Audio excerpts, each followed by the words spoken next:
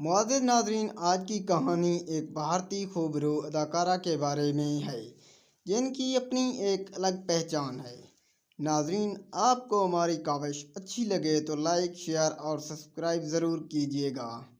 پریتی زنٹا 31 جنوری 1975 کو شملہ، ہماچل پردیش میں پیدا ہوئیں۔ ان کے والد درگا نند زنٹا بھارتی فوج کے اہلکار تھے۔ جب پریتی 13 سال کی تھی تو ایک کار حادثے میں ان کے والد کی موت ہو گئی۔ کار حادثے میں اس کی ماں بھی تھی جن کو کئی گہری چوٹیں لگی تھیں اور اس کے نتیجے میں وہ 2 سال تک بستر پر رہیں۔ پریتی زنٹا نے اس کو ایک دکھی حادثہ کہا اور اپنے والد کی موت کی وجہ سے ان کی زندگی نے ایک اہم موڑ لیا، جس کی وجہ سے وہ جلد ہی بڑی ہونے کے لیے مجبور ہو گئیں۔ ان کے 2 بھائی ہیں، دیپنکر اور منیش، جو ترتیب وار ایک سال چھوٹے ہیں۔ دیپنکر بھارتی فوج میں ایک کمیشنڈ آفیسر ہیں، جبکہ منیش کیلیفورنیا میں رہتے ہیں۔ 18 سال کی عمر میں بورڈنگ اسکول لورنس اسکول، سناور سے گریجویشن کرنے کے بعد پریتی زنٹا نے شملہ کے سینٹ بیدے کے کالج میں داخلہ لیا۔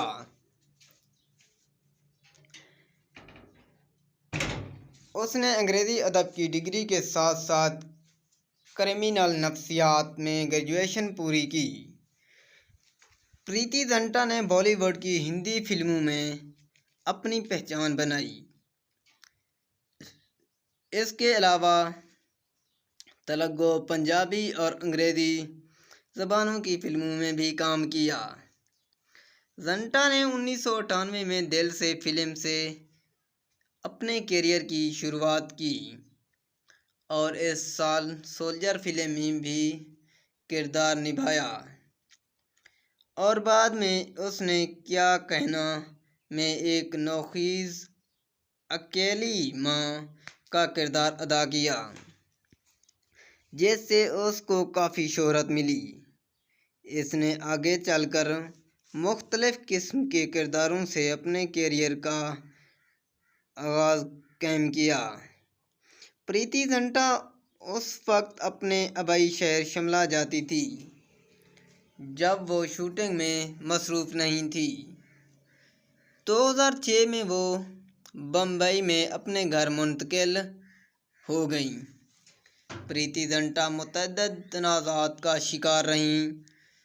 2003 میں بھارت شاہ کیس میں بطور گواہ انہوں نے بھارتی مافیا کے خلاف گواہی دی۔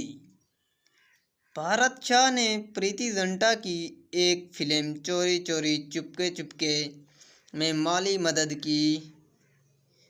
بھارت شاہ کو 2000 میں بمبئی کے انڈر ورلڈ باس چھوٹا شکیل سے تعلقات رکھنے کے الزام میں گرفتار کیا گیا تھا۔ پریتی نے کئی اعزازات اپنے نام کیے، جن میں فلم فیئر اعزاز برائے بہترین اداکارہ کے اور کئی ایوارڈ بھی حاصل کی۔